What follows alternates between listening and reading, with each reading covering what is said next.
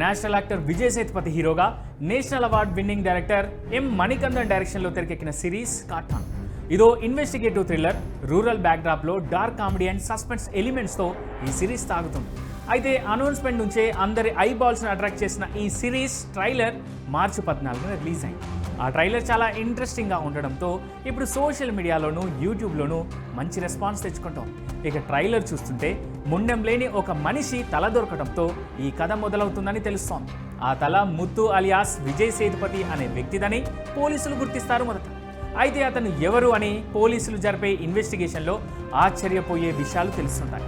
కొన్నేళ్లు తను వాచ్ మెకానిక్గా పనిచేశాడని, ఆపై ఏనుగుల ట్రైనర్ అని, ఆ తర్వాత ముంబైకి షిఫ్ట్ అయ్యాడని ఇన్వెస్టిగేషన్లో తెలుస్తోంది. కానీ అతను నేరస్తుడా లేక సామాన్యులకు అండగా నిలిచే హీరోనా, అతన్ని ఎవరు చంపారు అనే విషయం మాత్రం అంతుబట్టదు.